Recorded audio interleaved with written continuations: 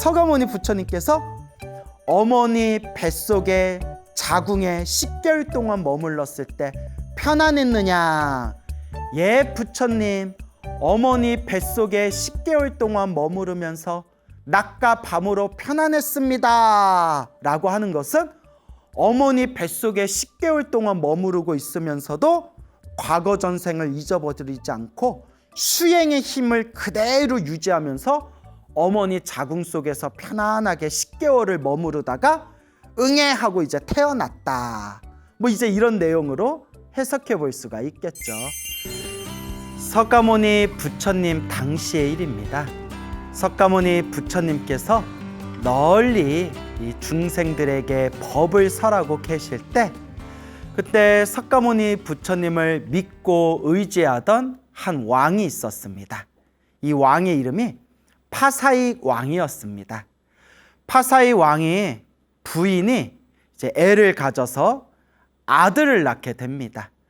파사익 왕의 아들을 낳았으니까 왕자를 낳은 거겠죠.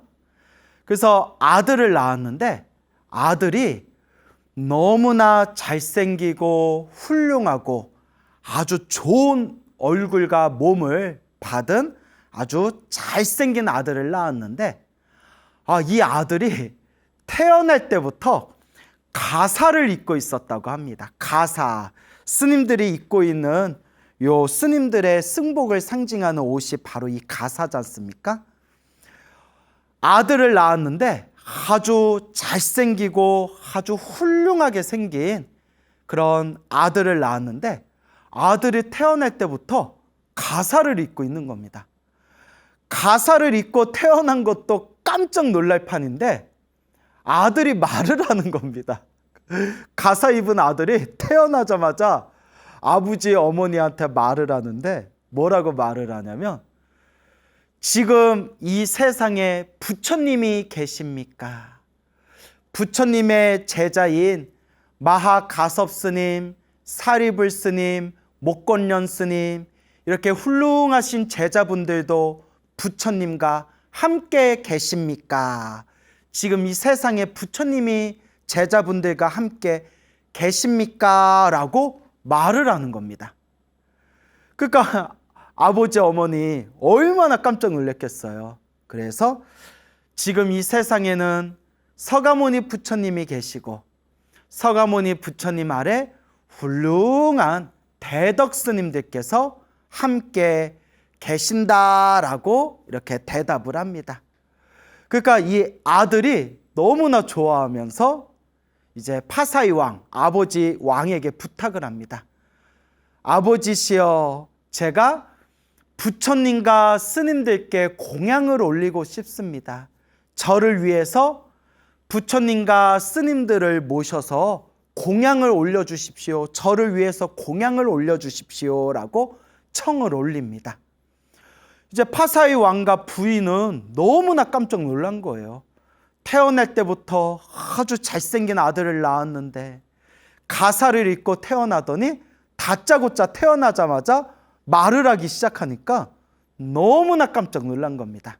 그래서 아들이 바라는 대로 딱 날을 잡아가지고 아주 진귀한 공양과 음식을 준비한 뒤에 서가모니 부처님과 여러 비구 스님들을 왕궁으로 초빙하게 됩니다. 부처님께서 궁전에서 비구 스님들과 함께 공양청을 받으시고 공양을 받아 드신 뒤에 그 가사를 입고 태어난 그 아이에게 이렇게 말씀하십니다. 그대여, 그대는 과거에 가섭 부처님 시대 때, 가섭 부처님 시대 때 삼장 법사임을 기억하는가? 그때 가사를 입고 태어난 아이가 서가모니 부처님께 대답합니다. 예, 부처님, 세존이시여, 기억납니다. 기억하고 있습니다. 제가 먼 과거 전생에 가섭 부처님 시대 때 삼장 법사였음을 기억합니다. 삼장 법사, 삼장. 불교에서 이제 3장이라는 게 있는데요. 경, 율, 론. 경, 율, 론을 3장이라고 부릅니다. 경, 율, 론. 경은 부처님의 말씀을 모아놓은 것을 경이라고 합니다. 그래서 우리 뭐 금강경, 법화경, 화엄경, 열반경 이렇게 수많은 경전들이 있죠. 부처님께서 말씀하신 가르침을 모아놓은 것을 경이라고 하고요. 그 다음에 율은 부처님이 말씀하신, 부처님께서 제정하시고 부처님께서 만들어 놓은 규칙, 계율을 모아놓은 것을 율장이라고 합니다. 율. 그래서 부처님이 규칙으로 딱 제정하신 계율을 율이라고 합니다. 율. 그 다음에 부처님의 제자분들이 부처님의 말씀, 부처님의 가르침을 해석해 놓은 것을 논이라고 합니다. 그래서 경, 율, 논. 그래서 경율론 3장이라고 하고요.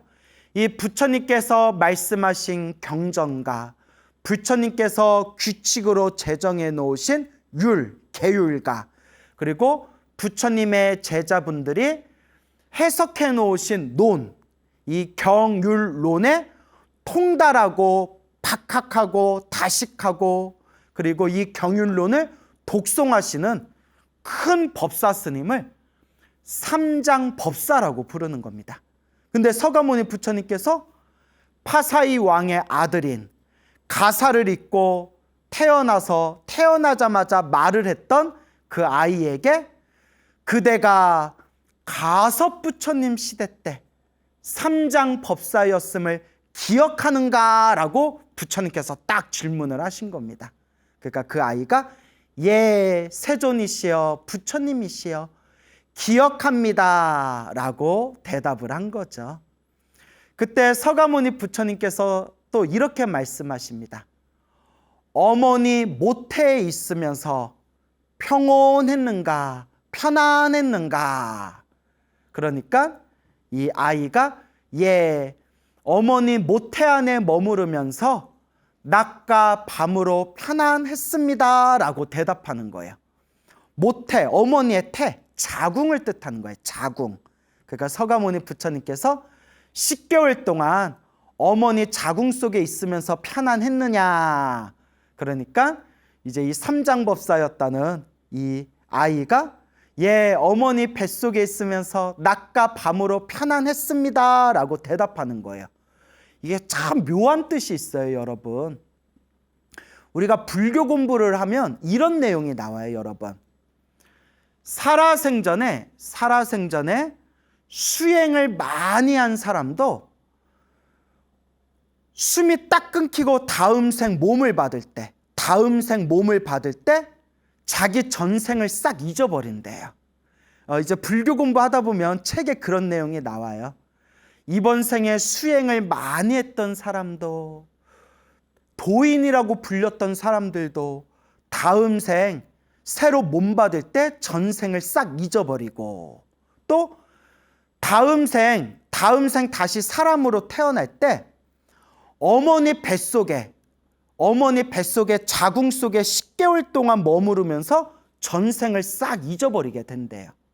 그리고 또 어머니 뱃속에서 자궁 속에서 10개월 동안 과거 전생을 다 기억하고 있다가 어머니 뱃속에서 응애 하고 태어날 때 또 전생을 싹 잊어먹게 된대요. 그리고 또 어떤 사람은, 수행을 많이 한 사람은 어머니 뱃속에 10개월 동안 머무를 때에도 과거 전생을 기억하고 있고, 어머니 뱃속에서 응애 하고 나올 때에도 전생을 다 기억하고 있다가 점점 자라나면서 보고 듣고 생각하고 말하고 이런 분별망상이 자꾸 생기면서 마음에 때가 생겨서 전생을 싹 잊어버리게 된다. 뭐 이런 내용들을 옛날 큰 스님들 법문을 보다 보면 그런 내용이 나옵니다. 그러니까 서가모니 부처님께서 어머니 뱃속에 자궁에 10개월 동안 머물렀을 때 편안했느냐, 예, 부처님, 어머니 뱃속에 10개월 동안 머무르면서 낮과 밤으로 편안했습니다 라고 하는 것은 어머니 뱃속에 10개월 동안 머무르고 있으면서도 과거 전생을 잊어버리지 않고 수행의 힘을 그대로 유지하면서 어머니 자궁 속에서 편안하게 10개월을 머무르다가 응애 하고 이제 태어났다. 뭐 이제 이런 내용으로 해석해 볼 수가 있겠죠. 그러니까 엄청 수행을 많이 한 아이였나 봐요. 옆에 부처님께서 어린 아기와 이런 문답을 나누는 모습을 보고 왕과 왕의 부인과 수많은 사람들이 다들 놀라워합니다. 그때 파사이 왕과 그 아이를 낳은 파사이 왕의 부인이 부처님께 합장하고 공경 예배 올리며 이렇게 여쭈어 봅니다. 부처님, 참으로 신기합니다. 도대체 이 어떤 인연이 있어서 제 뱃속으로 낳은 이 아이가 태어날 때부터 가사를 읽고 태어나고 난 뒤에 저렇게 말을 바로 할 수가 있고, 그리고 아이의 부탁대로 부처님과 수많은 스님들을 모시고 공양을 올리는데 부처님과 이렇게 알아들을 수 없는 서로 문답을 나누고 있으니 이게 대체 어떤 인연입니까, 부처님? 저희에게 자세히 설해 주십시오. 그때 부처님께서 이와 같이 말씀하십니다. 자기 자신이 지은 선업은 오랜 시간 백겁이 지나도 사라지지 않으니 그 선업의 인연 때문에 오늘 이와 같은 과보를 받은 것이라네. 참 좋은 뜻이죠. 내가 지은 선업은 오랜 시간이 지나도 결코 없어지지 않는다. 내가 스스로 지었던 그 선업의 인연이 있기 때문에 지금 이와 같은 결과가 펼쳐진 것이다.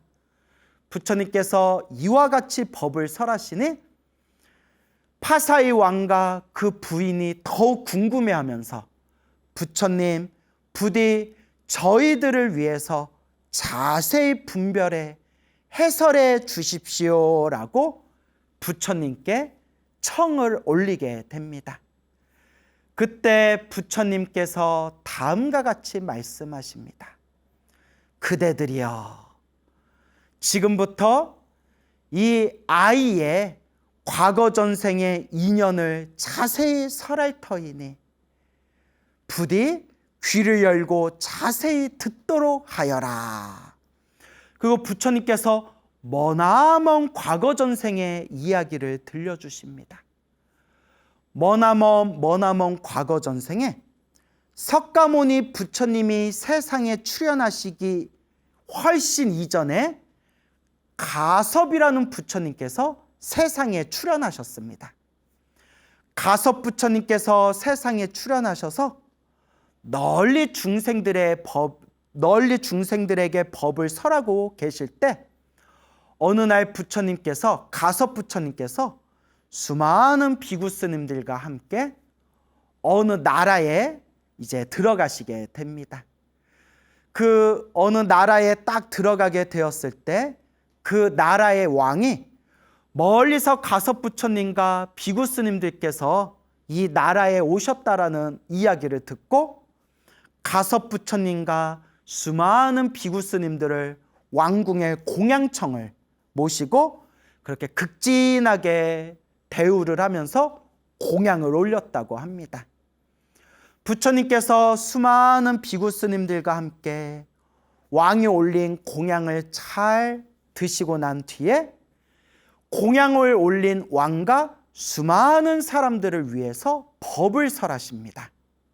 그래서 우리 부처님 가르침의 전통에 의하면 불자들은, 신도들은 부처님과 스님들께 공양을 올리고 부처님과 스님들은 공양을 받아 드시고 난 뒤에 그 불자들과 신도들을 위해서 법을 설해 주십니다. 그래서 이것을 경전이나 경전의 해설서에서 보면 제가 신도들은 부처님과 스님들에게 물질적인 공양, 의, 식, 주, 물질적인 공양을 올리고 부처님과 스님들은 그 신도들을 위해서 법공양, 법의 공양을 내려주신다. 법공양을 내리신다. 이제 이런 식의 설명이 나오고 있습니다. 그래서 우리 부처님도 전통에 의해서 공양을 잘 받아드시고 난 뒤에 왕과 그 자리에 있는 수많은 사람들을 위해서 부처님께서 법을 설하십니다. 그 자리에 있던 수많은 사람들이 부처님의 법을 듣고 나서 다 함께 크나큰 기쁨을 이제 누리게 됩니다. 그런데 그때 왕의 하나뿐인 아들이 있었는데, 왕의 이제 외아들이 있었는데, 왕의 아들이고 그 왕국의 태자였던 선생, 이름이 선생입니다. 선생이라는 왕자가 있었습니다. 왕자가 그 자리에서 부처님의 설법을 듣고 엄청난 감동과 기쁨과 희열을 느끼게 됩니다. 그리고 부처님과의 공양이 다 마치고 난 뒤에, 부처님의 법문을 다 듣고 난 뒤에 며칠 동안 고민하던 이 왕자가 아버지인 왕을 찾아가서 이렇게 청을 올립니다. 아버지 부왕이시여, 저에게 소원이 있습니다. 저의 소원을 들어주십시오. 오 왕자여, 나의 하나뿐인 아들이여, 그대가 원하는 소원은 무엇이든 들어주겠다. 그래, 소원이 무엇이냐? 선생이라는 이름을 가진 이 왕자가, 왕태자가 아버지에게 이와 같이 청을 올립니다. 아버지, 머리 깎고 출가해서 가섭부처님의 제자가 되고 싶습니다. 제가 머리 깎고 출가해서 비구 스님이 될 수 있도록 허락하여 주십시오. 와, 사실 왕자면, 그 당시 머나먼 과거의 왕자면 하고 싶은 거 실컷 할 수 있고 부귀영화를 누리는 존재잖아요. 그런데 다 필요 없다는 거예요. 저는 진리의 길을 걷고 싶습니다. 오 부왕이시여, 제가 머리 깎고 출가할 수 있도록 허락해 주십시오. 그때 아버지 왕이 정색을 하면서 말을 합니다. 안 된다. 안 된다. 너는 나의 하나뿐인 아들인데 내 뒤를 이어서 이 왕국의 왕이 되고 널리 백성들을 잘 보살펴야 할 책임과 의무를 가지고 있는 왕자인데 네가 머리 깎고 출가를 한다면 훗날 이 왕국을 누가 다스리겠느냐. 절대 안 된다라고 거절을 하게 됩니다. 안 된다. 아버지 출가하고 싶습니다. 안 된다. 아버지 저 출가하고 싶습니다. 절대 안 된다. 이렇게 아버지의 허락을 받지 못하게 됩니다. 야, 이런 내용 보면 막 가슴에 감동이 와요. 저 바깥 세상에 수많은 욕심 많은 사람들은 꾀죄죄 조그만 그 이익관계 때문에 살고 죽고 온갖 욕심과 욕망을 추구하면서 혼탁하게 살아가는 수많은 사람들이 많은데 저는 진리의 길을 걷고 싶습니다. 저는 깨달음의 길을 닫고 싶습니다. 왕자의 지위를 놓아버리고 저는 아무런 미련과 집착 없이 머리 깎고 출가해서 부처님의 제자가 되겠습니다. 자기가 가지고 있는 모든 부귀영화를 다 버리고 오로지 진리의 길을 걷기 위해서 무소유의 길을 걷겠다. 머리 깎고 출가해서 오직 진리의 길을 걷겠다. 와, 얼마나 멋있습니까? 참 이런 마음 내기가 어렵습니다. 정말 부처님 말씀 따나 수없는 과거 전생에서부터 닦고 닦았던 착한 뿌리, 성근이 있어야만 이와 같은 마음을 낼 수가 있다 라는 것을 우리가 명심해야 됩니다. 너무나 출가하고 싶었던, 너무나 가섭부처님의 제자가 되고 싶었던 이 왕자가 단식에 들어갑니다. 하루, 이틀, 사흘 그렇게 곡식을 끊어버리고 물도 마시지 않고 일주일째 단식에 들어갑니다. 마지막 7일째 되었을 때 수많은 신하들이 왕에게 찾아가서 이와 같이 말합니다. 왕이시여, 지금 왕자가 7일 동안 아무것도 먹지 않고 단식을 하고 있습니다. 저러다 몸을 크게 상하고 저러다가 혹 목숨에까지 위험이 올까 봐 참으로 두렵고 걱정이 됩니다. 살아있는 사람이 중요하지 저러다가 죽으면 그 얼마나 슬프고 가슴 아픈 일입니까? 그냥 왕자의 소원을 들어주십시오. 왕이 곰곰이 생각을 한 뒤에 아무리 그렇다 하더라도 우리 왕자의 목숨이 더 귀중하지. 왕자가 저토록 머리 깎고 출가하기를 원한다면 왕자의 소원을 들어줘야 되겠구나. 그리고 이제 왕자를 부릅니다. 7일 동안 단식을 했던 왕자를 부른 뒤에 이와 같이 이야기합니다. 왕자여, 그대의 출가를 허락해 주겠다. 단 조건이 있다. 가섭부처님의 경, 율, 론 3장, 가섭부처님의 가르침을 경, 율, 론 3장을 모두 외우고 모두 통달할 수 있다면 왕자의 출가를 허락해 주겠다. 그리고 머리 깎고 출가한 뒤에 경, 율, 론 3장을 다 외우고 통달하기 전까지는 나를 찾아오지 말아라 라고 왕자의 출가를 허락해 줍니다. 왕자는 아버지인 왕과 굳게 약속을 하고 드디어 머리 깎고 출가해서 가섭부처님의 제자가 됩니다. 그때 비구 스님이 된 이 왕자는, 그래서 왕자의 이름이 선생이었잖아요. 왕자, 선생 왕자가 이제 머리 깎고 출가해서 선생 비구 스님이 된 겁니다. 선생 비구. 이 선생 비구가 가섭부처님 아래에서 열심히 수행을 하고 특히 아버지의 약속대로, 아버지 부왕의 약속대로 경, 율, 론 3장을 완전히 통달하고 외우게 됩니다. 그리고 시간이 지난 뒤에 이 선생 비구가 고향으로 돌아가서 아버지 왕을 만나 뵙게 됩니다. 이제 오랜만에 이제 스님이 된 아들을 만난 거예요. 왕도 얼마나 자기 하나뿐이 없는 아들이 얼마나 보고 싶었겠어요. 하지만 왕이 딱 냉정하게 이렇게 묻습니다. 그대여, 비구 스님이여, 출가를 할 때 부처님의 경, 율, 론 3장을 다 외우고 통달하지 않으면 내 얼굴을 보러 오지 말아라 라고 이야기를 했는데 지금 아버지인 나를 찾아온 것은 그 약속을 지킨 것입니까? 그때 선생 비구가 이와 같이 이야기합니다.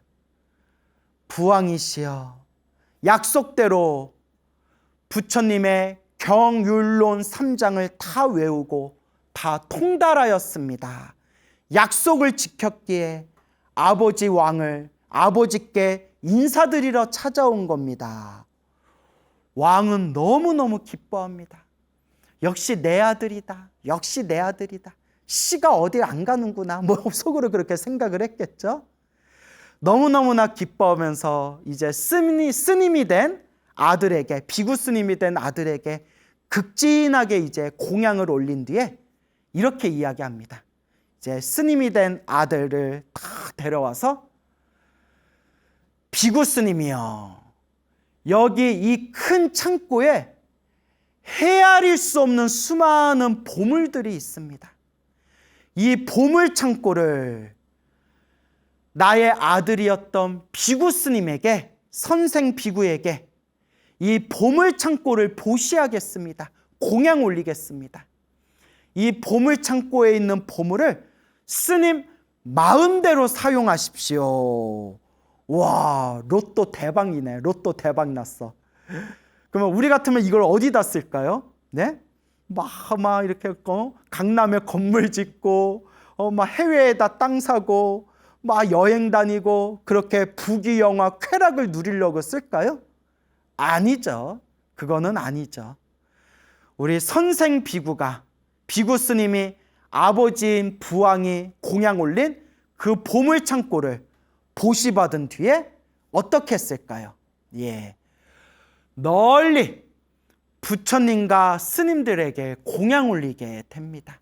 하나도 남김없이 가섭 부처님과 2만 명의 비구, 책에 보니까 2만 명의 비구라고 나오더라고요. 가섭 부처님과 2만 명의 비구들에게 극진하게 공양을 올리고 수많은 비구 스님들에게 필요한 그런 물품과 그런 수많은 어떠한 그런 공양들을 다 준비를 해가지고 이제 가섭 부처님과 수많은 몇만 명의 비구 스님들에게 모두 다 공양을 올리게 됩니다. 자, 이와 같이 서가모니 부처님께서 머나먼 과거 전생 가섭 부처님 시대 때, 그때 한 왕자였던 선생 비구의 일화를 들려주면서 서가모니 부처님께서 이와 같이 말씀하십니다. 그 선생 비구는 머리 깎고 출가해서 가섭 부처님 아래에서 경, 율, 론 3장을 완전히 외우고 통달하였으며 헤아릴 수 없는 보물창고를 활짝 열어서 부처님과 수많은 스님들께 여법하게 법답게 공양을 올렸습니다. 그리고 이 선생 비구는 태어날 때마다 목숨이 다하여 태어나고 죽고 태어나고 죽을 때마다 항상 하늘 세계와 인간 세계에 태어났는데, 하늘 세계, 인간 세계에 태어날 때마다 부처님의 가르침을 잘 닦은 공덕으로 경, 율, 론 3장을 외우고 통달한 공덕의 힘으로 태어날 때마다 항상 가사를 입고 태어났으며, 태어날 때마다 온갖 참으로 헤아릴 수 없는 복과 선업과 공덕을 누렸습니다. 그리고 이번 생에, 이 선생 비구가 이번 생에 다시 사람의 몸으로 태어났으니 이 서가모니 부처님 시대 때 파사이 왕의 아들 왕자로 이 세상에 태어나게 되었으니, 그게 바로 선생 비구의 전생이 바로 이번 생 파사이 왕의 아들 가사를 입고 태어난 아들이 되겠습니다 라고 부처님께서 과거 전생의 이야기를, 그 인연 공덕에 대해서 자세히 해설을 해주시니 파사이 왕과 그 부인과 그 자리에 있는 수많은 사람들이 모든 의혹이 다 풀리고 참으로 기뻐하고 참으로 좋은 마음으로 다 함께 부처님을 향해서 찬탄하였다라는 이야기가 전해지고 있습니다. 그리고 이 가사를 입고 태어난 이 아이도 나이가 자라서 결국에는 다시 머리 깎고 출가해서 서가모니 부처님 아래에서 큰 깨달음을 얻게 되었다라는 이야기가 전해지고 있습니다. 이것이 바로 부처님께서 말씀하신 자기가 지은 선업은 수많은 세월이 흘러도 결코 없어지지 않나니 자기가 지은 선업 때문에 이와 같은 결과를 얻게 된 것이다 라는 뜻이 되겠습니다. 참으로 신기한 이야기가 아닐 수 없습니다. 그래서 우리 부처님께서도 경전에서 팔만대장경에서 누누이 말씀하시지 않습니까? 중생들의 살아가는 모든 모습이 자기가 지은 업의 인연이다. 모든 중생들이 다 자기가 지은 복대로 살아가고 있구나. 그래서 우리 부처님께서 팔만대장경에서 경전에서 늘 말씀하시기를 복을 지어라, 선업을 쌓아라, 공덕을 닦아라 늘 누누이 말씀하십니다. 우리 불교는 깨달음의 종교고 지혜의 가르침입니다. 그런데 우리 부처님께서 큰 스님들께서 늘 말씀하셨지만 복해쌍수, 복과 지혜를 함께 닦아야 된다라고 말씀하셨습니다. 우리 불교는 절대 복을 가볍게 여기지 않습니다. 복을 가볍게 여기는 사람들이 있다면 부처님 경전 공부를 제대로 안 한 사람입니다. 부처님 가르침 경전에 보면 항상 부처님께서 복을 지어라, 선업을 지어라 간곡하게 권유하시는 내용들이 수없이 많이 나옵니다. 그래서 여러분, 우리가 이 중생으로서 살아가면서 이 사바세계에서 펼쳐진 좋은 일도 나쁜 일도 다 내가 지은 업의 인연이더라. 그래서 행복해지기를 바라는 사람이 있다면 이번 생에 꾸준히 복을 지어야 되고 선업을 지어야 되고 공덕을 쌓아야 되고 좋은 인연을 심어야 된다라는 것을 꼭 우리가 명심해야 됩니다. 우리 현대인들 입장에서 보면 금방 태어난 어린 아이가 몸에 스님들이 입는 가사를 입고 태어나자마자 바로 말을 했다는 것을 도저히 믿기지 않고 도저히 상식적으로 납득이 되지 않을 겁니다. 충분히 그럴 수 있습니다.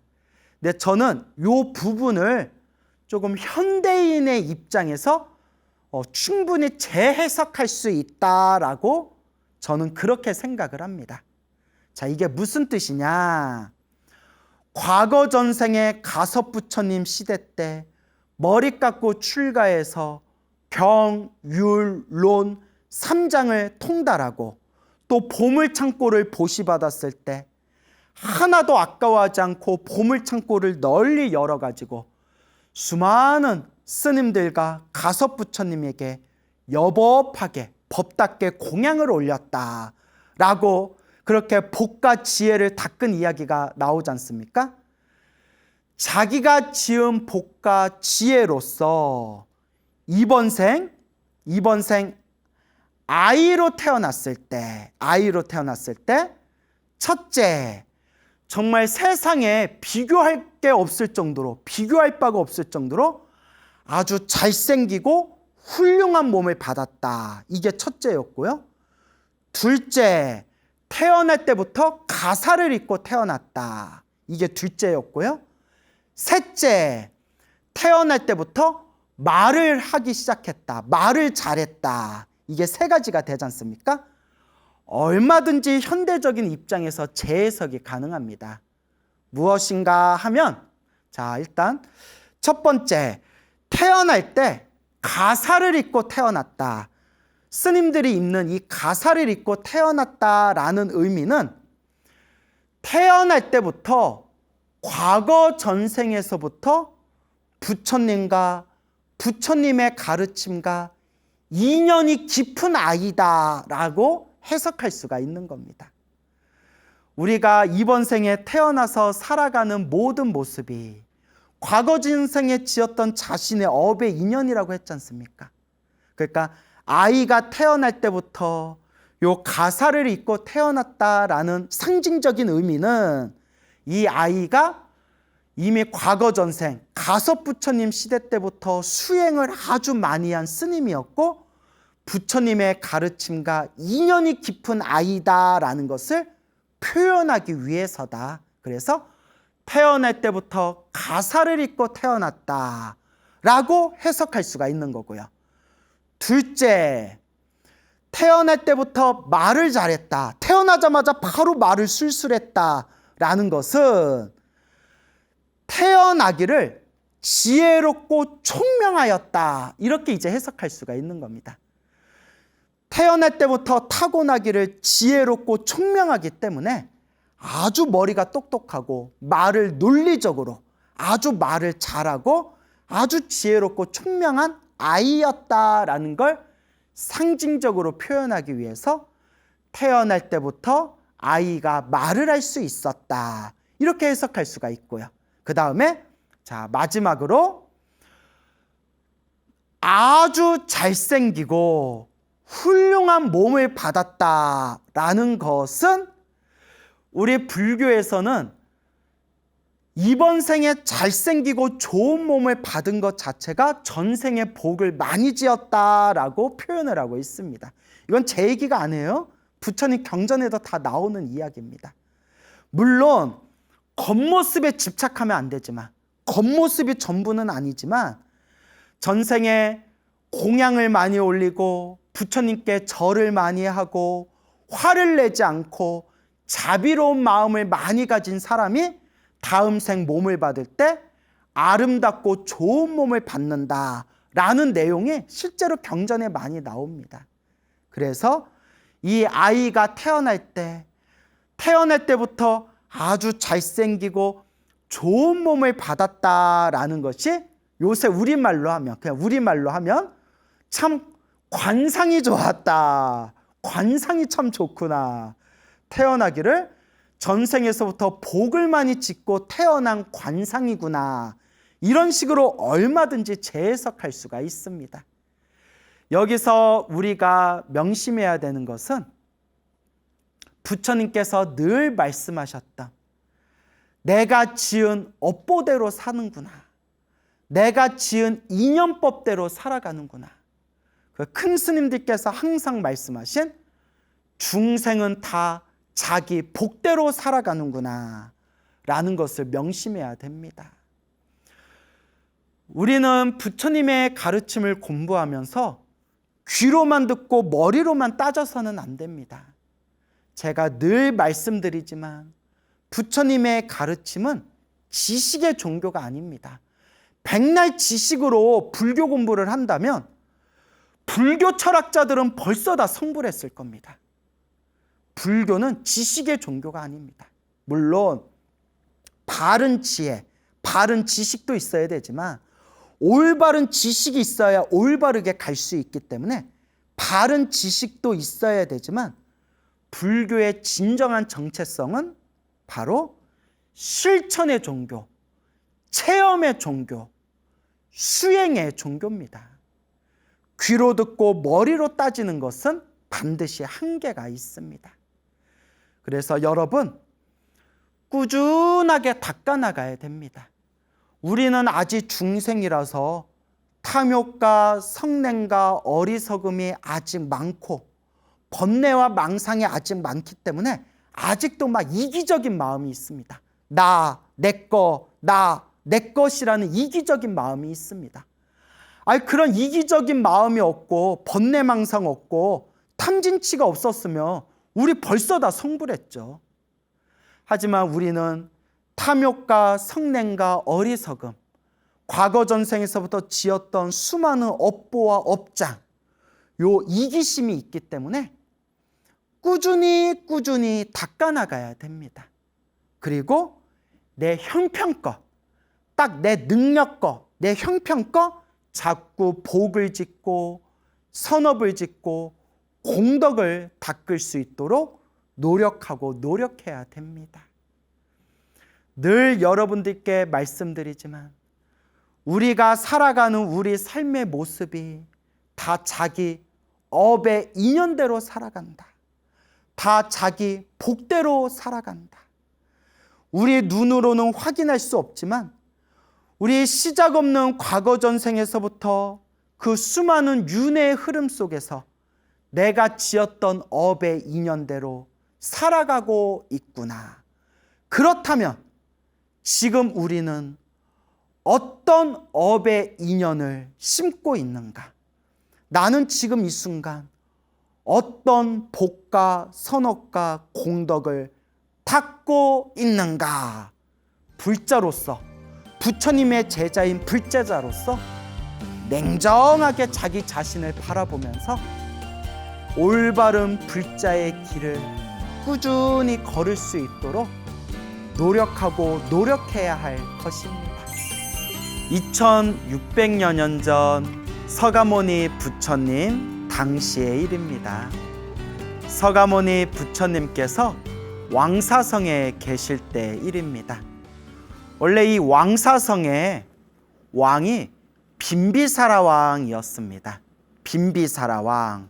그래서 마가다국 왕사성 빈비사라 왕이 있었는데, 빈비사라 왕의 아들이었던 아사세 태자가 아버지를 몰아내고 자기가 왕이 됐습니다. 그러니까 아들이었던 아사세 태자가 아버지였던 빈비사라 왕을 몰아내고 자기가 왕이 되고, 아버지였던 빈비사라 왕을 철탑에 가둬놓고 굶겨 죽이는 끔찍한 사건이 펼쳐지게 됩니다. 그래서 이 빈비사라 왕이 아들이었던 아사세 왕과 얽히고 설켰던 인과업보 이야기를 오래전에 소나무에서 제가 자세히 말씀드린 적이 있습니다. 어쨌거나 이 아사세 왕이 아버지를 몰아내고 아버지였던 빈비사라 왕을 굶겨 죽이는 입에 담을 수도 없는 아주 악독한 폐륜을 저지르게 되는데요. 이 아사세 왕이 그때 제바달다라는 사람에게 완전히 흠뻑 빠져가지고 삿된 견해에 물들게 됩니다. 제바달다, 이제 대바닷다라고도 부르고요. 대바닷다. 법화경에서는 제바달다품이라고 있죠. 제바달다.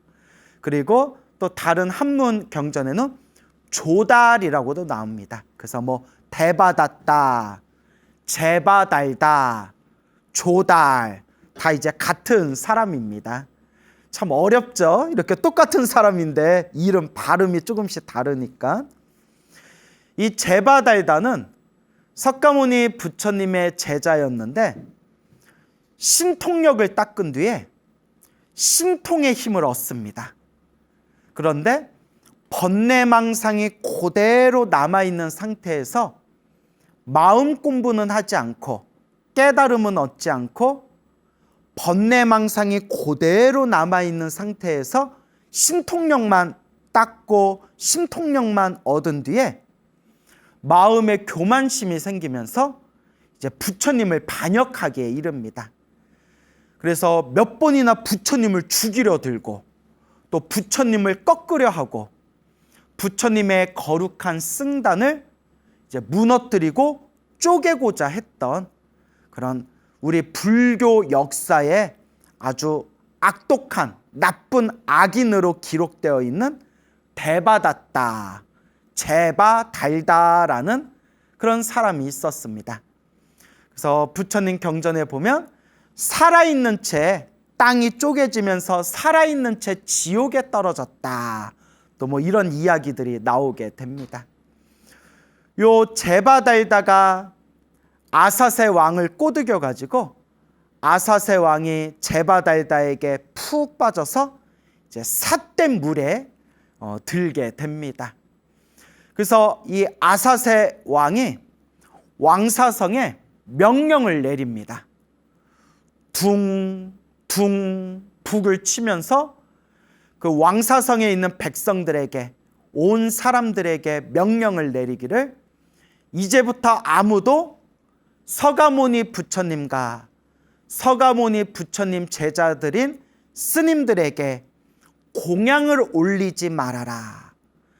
서가모니 불가 스님들께 공양을 올린다며 국법에 어긴 걸로, 국법을 어긴 걸로 여기고 형벌에 처할 것이다 라고 그렇게 말도 안 되는 법을 제정하게 됩니다. 그래서 우리 서가모니 부처님이 원래 속가 이름이, 세속에서 속가 이름이 시다르타, 고타마 시다르타라고 부릅니다. 고타마 시다르타. 그래서 고타마를 우리 한자로 표기할 때 구담이라고 표기합니다. 구담. 그래서 고타마 시다르타.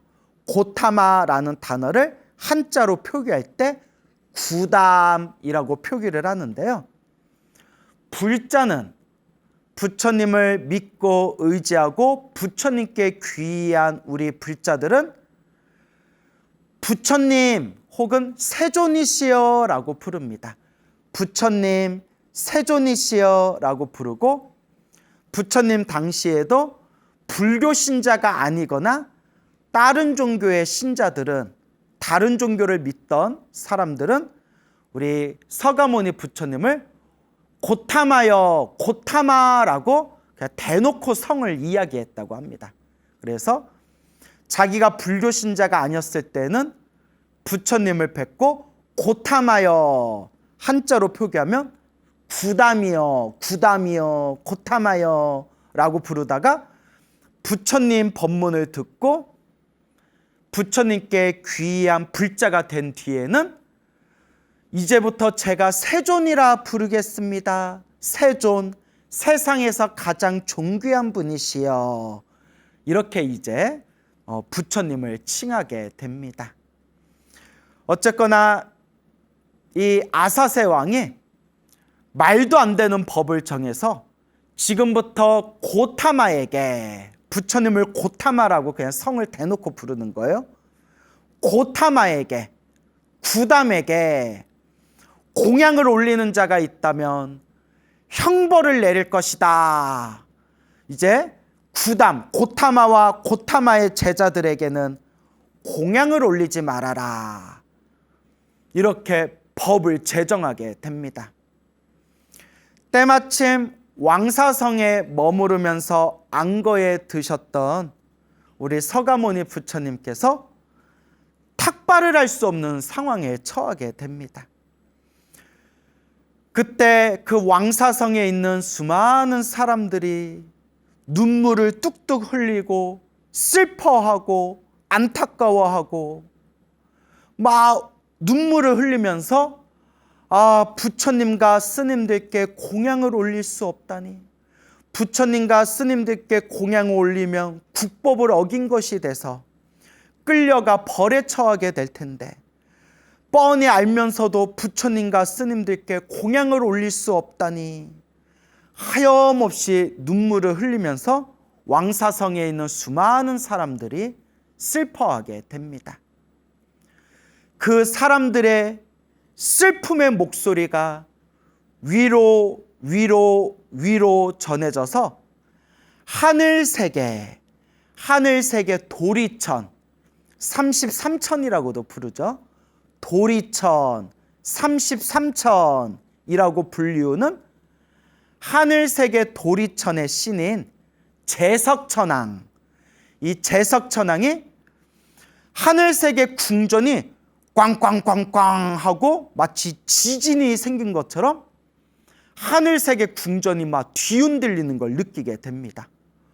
깜짝 놀래가지고, 아니 왜 내가 머무르고 있는 이 하늘세계 궁전이 왜 흔들리고 있는 것일까?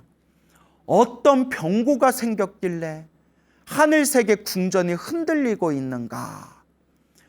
너무나 괴이한 탓에 이상하다 생각이 들어서 왜 하늘세계 궁전이 흔들렸는지 찬찬히 그 이유를 살펴봤더니 저 인간 세상 왕사성의 백성들이 아사세 왕이 부처님과 스님들께 공양 올리지 말아라 라고 법을 딱 정하고 난 뒤에 왕사성의 사람들이 너무나 슬퍼서 안타까워서 눈물을 흘리고 비탄에 빠진 그 슬픈 목소리 때문에 그 사람들의 그 마음의 슬픈 마음의 에너지로 인해서 제석천이 머무르고 있는 하늘색의 궁전이 꽝꽝꽝꽝 하고 막 뒤흔들렸다는 것을 알게 됩니다. 제석천이 깜짝 놀라서 이런 세상에 못된 놈을 보았나, 거룩하신 부처님께 공양 올리는 것을 국법으로 공양 올리지 말라고 그걸 막아버리다니 세상에 저런 못된 놈을 봤나. 그때 제석천왕이 하늘 세계에서 인간 세상으로 내려옵니다.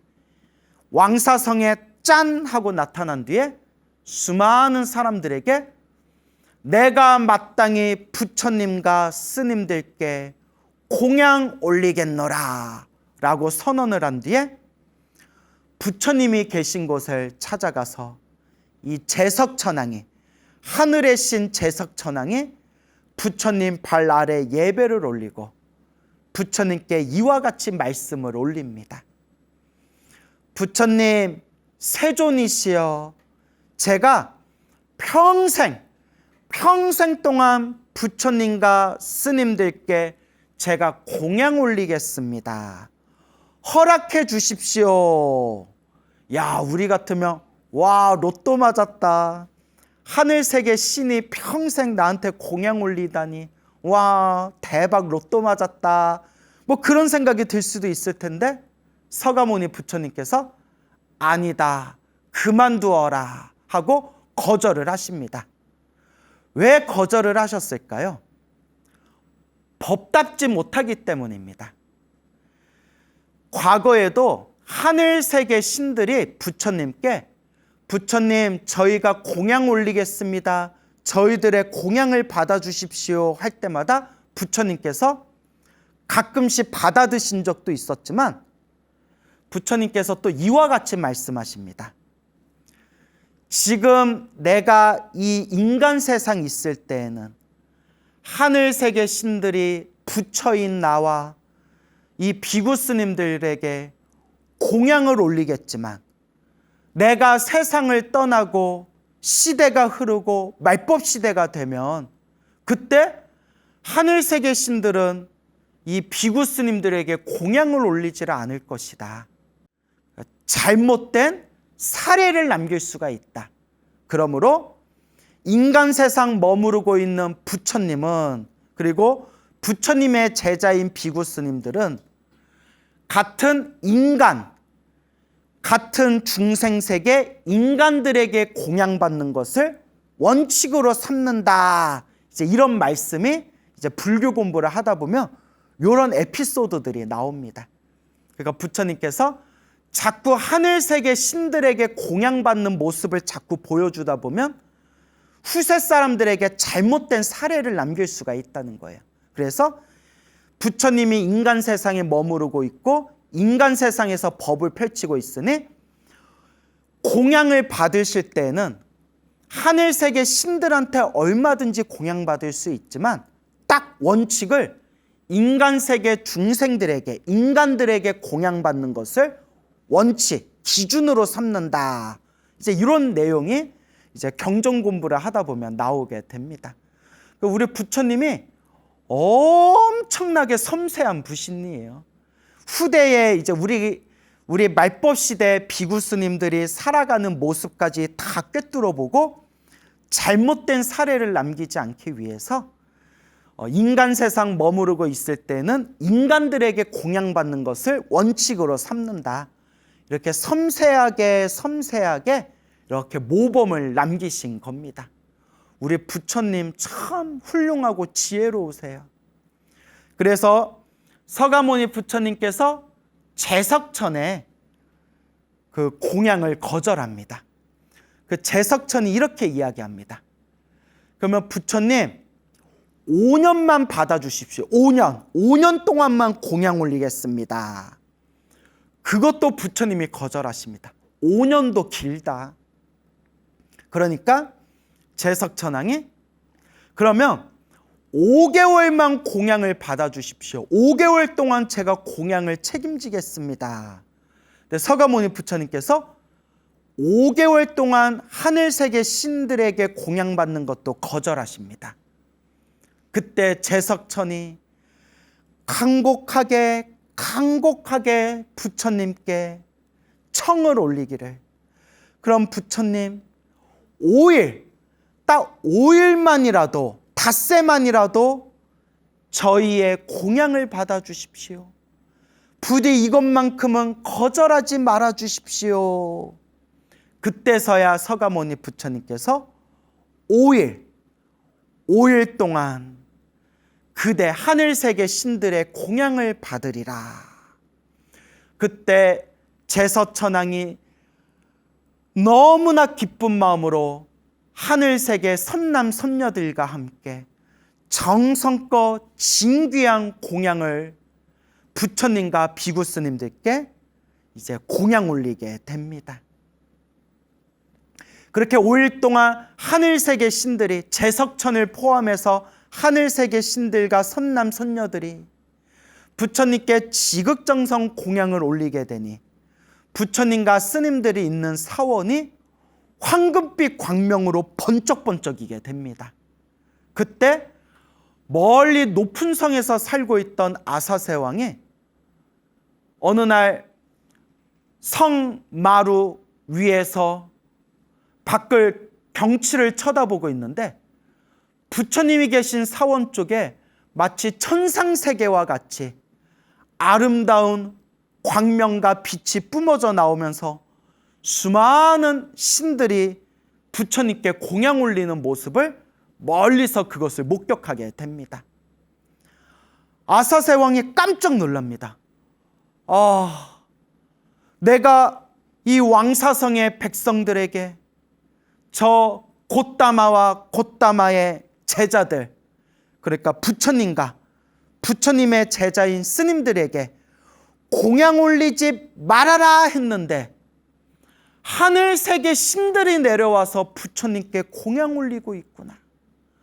하늘세계 신들조차도 부처님께 공양을 올리고 있는데 나는 무엇하는 사람이란 말인가 하면서 자기를 꼬드겼던 제바달다를 불러가지고 호되게 야단을 칩니다. 이 어리석은 사람아, 너의 꼬드김 때문에 내가 거룩하신 부처님께 공양도 못 올리게 하는 아주 나쁜 죄를 저질러 버렸구나.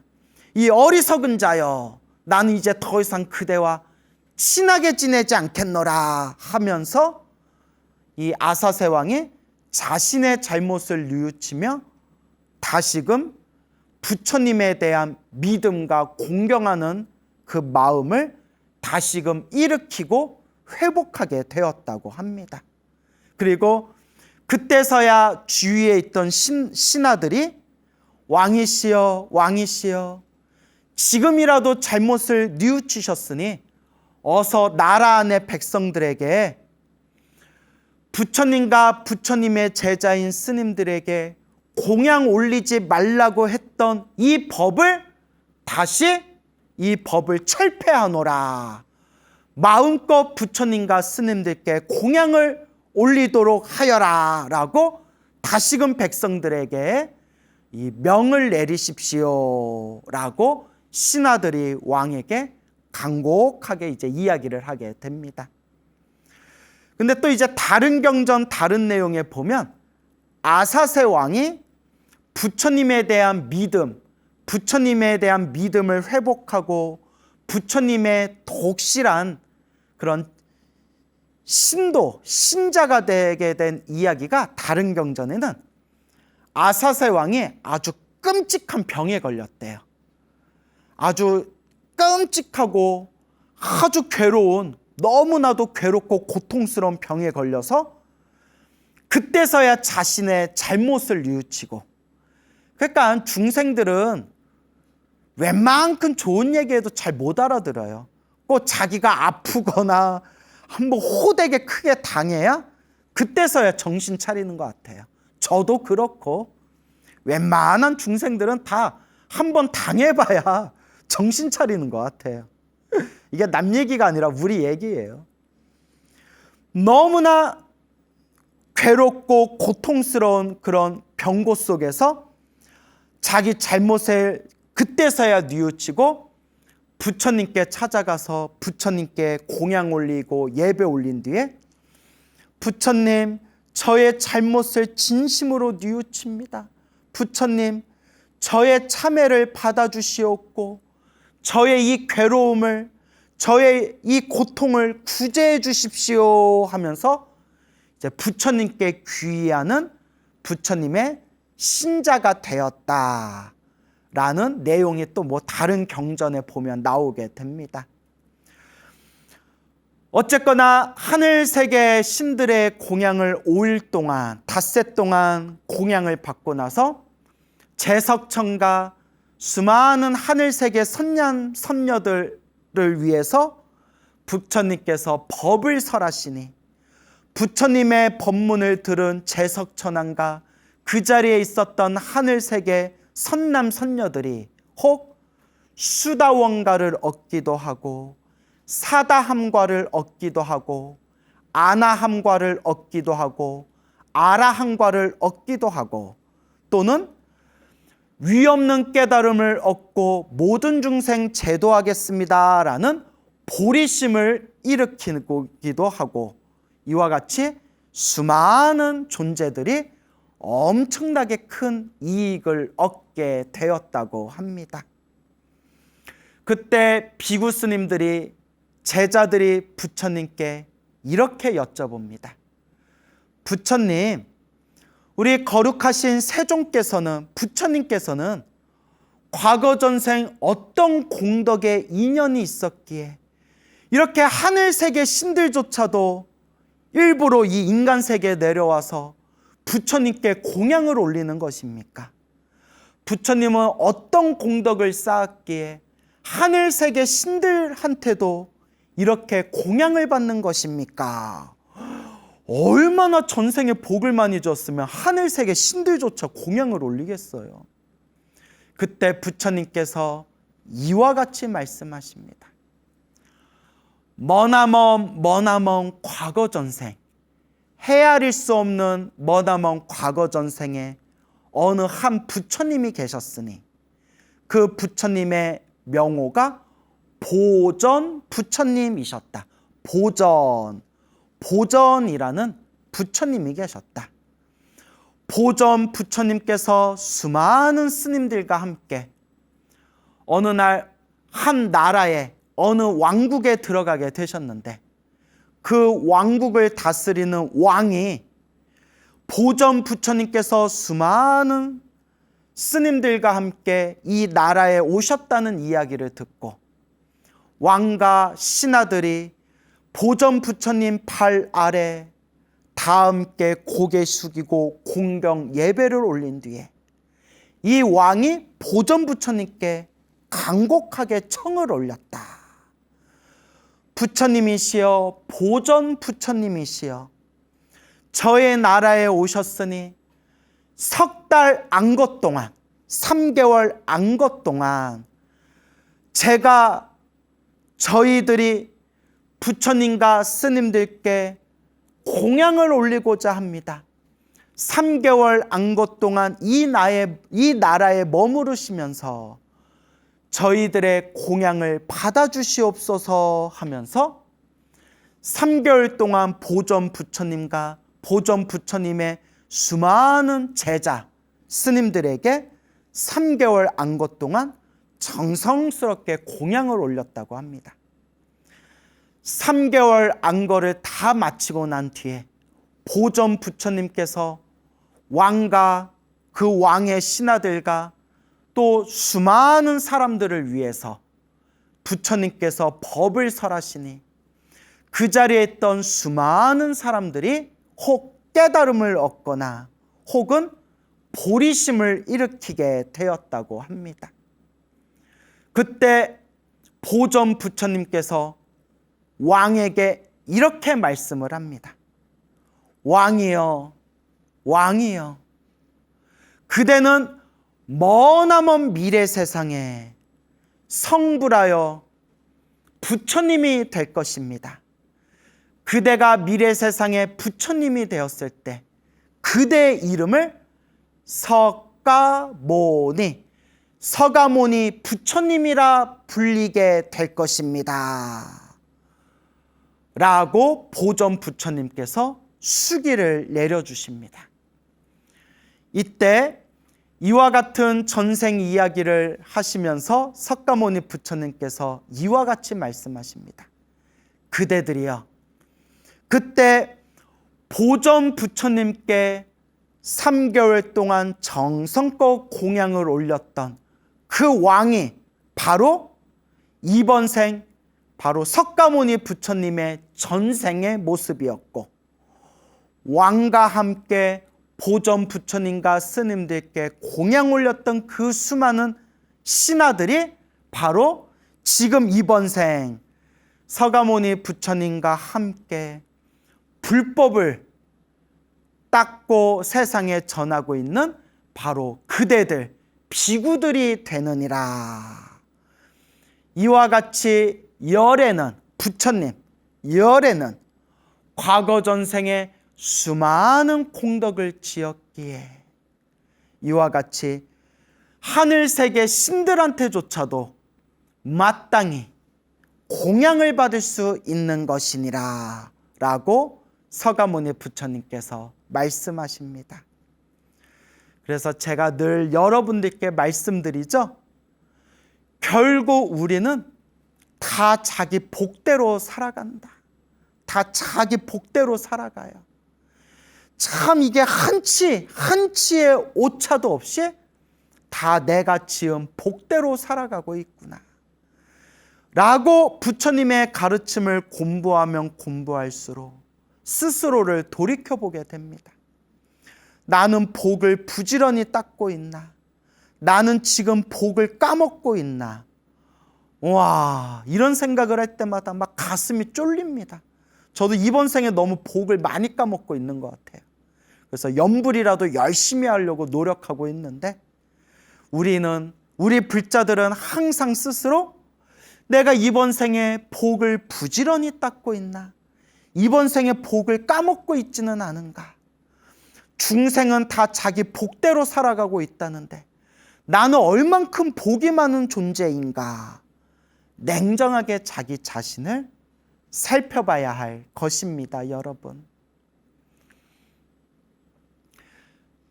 서가모니 부처님께서 왕사성에 머무르고 계실 때 앞에서 제가 설명드린 대로 아사세 왕이 수많은 사람들에게, 백성들에게 부처님에게 공양 올리지 말아라 라고 명령을 내렸을 때, 그때 수많은 바라문들이, 바라문들이 고민에 빠지게 됩니다. 저 고타마는 참으로 지혜롭고 참으로 위대한 존재인데 이제 공양을 올릴 수도 없고 법문을 청해서 들을 수도 없으니 참으로 고민입니다 라고 그런 이제 서로가 서로 이제 안타까워하게 됩니다. 이 바라문들은 하늘세계 신을 의지하는, 하늘세계 신을 믿는 타 종교인들이기 때문에 우리 부처님을 세존이라고 부르지 않고 그냥 고타마라고 그냥 이름과 성을 부르게 되는 겁니다. 고타마, 구담은 참 훌륭한 수행자인데 이렇게 만나볼 수가 없으니 참 안타깝습니다 라고 비록 타 종교인들이지만 그렇게 이제 서로가 고민에 빠지게 됩니다. 그때 어떤 바라문이 이렇게 이야기를 합니다. 저 고타마라는 사문은 신통력이 뛰어나다고 하니 우리가 지극정성 고타마 사문의 이름을 부르면 우리 앞에 나타나 줄 수도 있을 것입니다. 자, 사문은 출가자라는 뜻입니다. 사문. 그래서 이제 산스크리트어로는 슈라마나라고 하는데 한자로는 사문. 사문은 그냥 불교만을 말하는 게 아니라 불교를 포함해서 모든 출가자를 사문이라고 원래 부른다고 합니다. 근데 중국 불교로 넘어와서는 그냥 사문이라고 부르면 그냥 불교 출가 수행자를 표현하는 단어로서 이제 쓰이게 됩니다. 그래서 이 바라문들이 너무나 부처님을 뵙고 싶어서 뭐라고 주문을 외우냐면 나무 구담 사문, 나무 구담 사문이라고 주문을 외우기 시작합니다. 뭐라고요? 나무 구담 사문. 나무는 귀의합니다. 당신을 공경합니다 라는 뜻이고요. 구담은 고타마 시타르타. 아까 앞에서 설명드렸어요. 고타마라는 산스크리트어를 한자로 표기할 때 구담이라고 합니다. 구담. 사문은 출가 수행자를 통틀어서 사문이라고 부릅니다. 나무 구담 사문. 구담, 고타마 사문. 출가 수행자에게 귀의합니다, 공경합니다 라고 주문을 외우니까 멀리 떨어진 사원에 계신 우리 서가모니 부처님께서 신통력의 힘으로 저기 하늘세계 신들을 믿고 있는 타 종교 브라만, 바라문들이 나를 애타게 부르고 있구나라는 걸 꿰뚫어 보십니다. 그리고 부처님은 중생들에게 법을 펼치실 때 항상 눈높이에 맞춰서 법을 펼치신다고 합니다. 부처님께서 저 브라만들이 하늘세계 신들을 믿고 있는 존재라는 걸 완벽하게 꿰뚫어 보시고 부처님께서 뿅 하고 스스로 신통력으로 변신해서 하늘세계 신, 제석천의 모습으로 변신해서 그 브라만들 앞에 짠 하고 나타났다고 합니다. 그러니까 부처님이 눈높이에 맞춰서 뿅 하고 나타나신 거예요. 하늘세계 신 제석천왕이 자기들 앞에 나타나니까 이 브라만들이 다 함께 기뻐하고 공경하고 와, 우리를 위해서 하늘세계 신께서 이 자리에 오셨다 하면서 제석천을에게 공양을 올리게 됩니다. 제석천으로 변신한 우리 서가모니 부처님께서 저 브라만들의 마음이 기쁨과 편안함에 빠져든 것을 보고는 이제 이 사람들에게 내가 법을 설할 수 있는 좋은 기회가 왔다라는 것을 꿰뚫어 보시고 뿅 하고 원래대로 부처님의 모습으로 몸을 놔두십니다. 그때서야 브라만들이 깜짝 놀라면서 저 부처님이 저 고타마가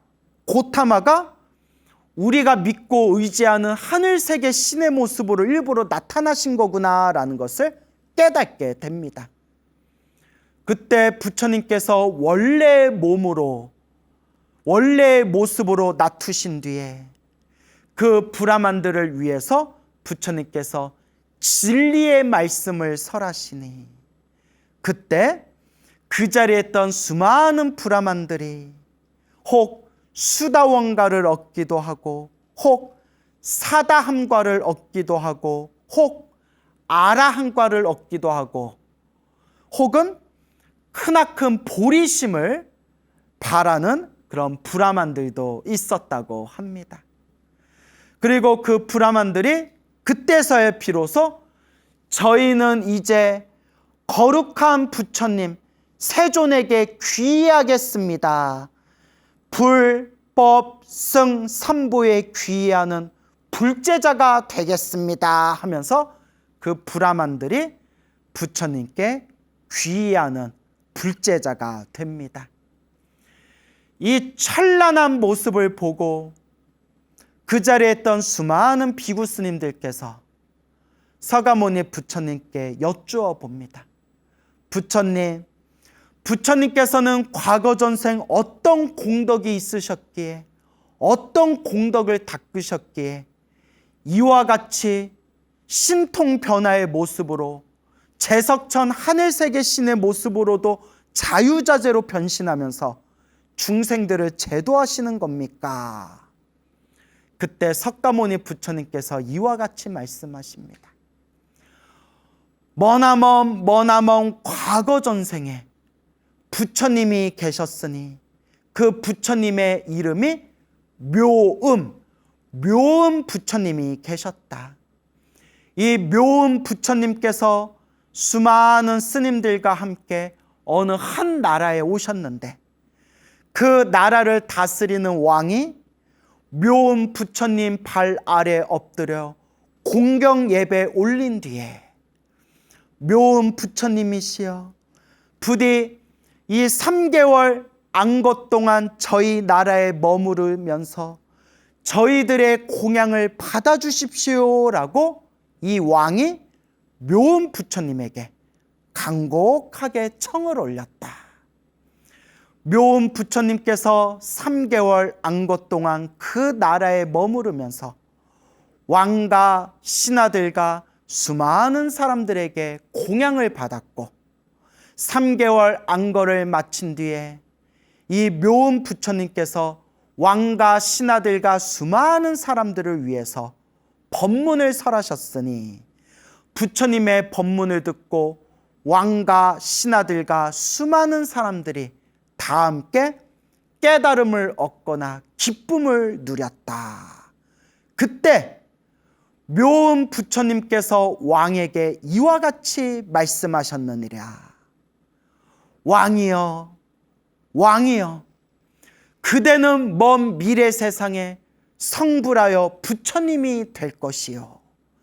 그대가 머나먼 미래 세상에 성불하여 부처님이 되었을 때 그대의 이름을 석가모니 부처님이라 불리게 될 것이요 라고 묘음 부처님께서 왕에게 석가모니 부처님이 되리라 수기를 내려주셨으니 그 왕이 바로 지금 이 시대 석가모니 부처님의 머나먼 과거 전생의 모습이었고 지금 나와 함께하고 있는 이 수많은 비구 스님들이 바로 그 당시 묘음 부처님께 공양 올렸던 왕과 함께 공양 올렸던 그 신하들이 이번 생 석가모니 부처님의 제자인 비구 스님으로 지금 이곳에 함께 모여 있는 것이니라.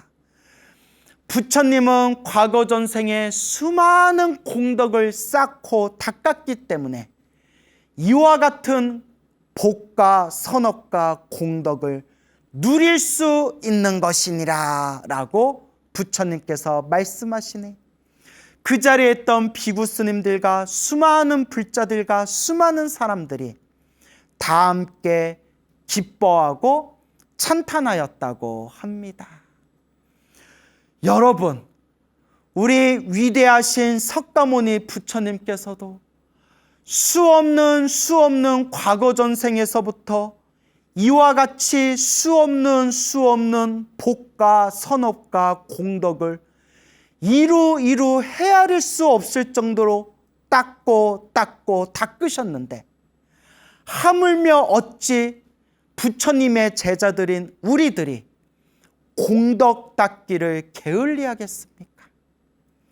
내 형편껏 할 수 있으면 할 수 있을 만큼, 도울 수 있으면 도울 수 있을 만큼, 나눌 수 있으면 나눌 수 있을 만큼 내 형편껏만이라도 끊임없이 복과 선업과 공덕을 닦을 수 있도록 노력해야 됩니다. 여러분, 결국 모든 존재는 다 자기 복대로 살아갈 뿐이고 세상에서 가장 복이 많으신 분들이 바로 부처님과 그리고 부처님의 법을 만난 우리 불자들이 정말 복 많은 존재들이다라는 것을 꼭 명심하면서 이 부처님 법을 잘 닦으시기 바랍니다. 여러분, 행복해지고 싶습니까? 행복한 삶을 창조하고 싶습니까? 복을 지으십시오. 선업을 지으십시오. 공덕을 쌓으십시오. 복과 선업과 공덕의 힘이 여러분들을 진정한 행복의 길로 이끌어 줄 것입니다. 여러분, 성불하십시오.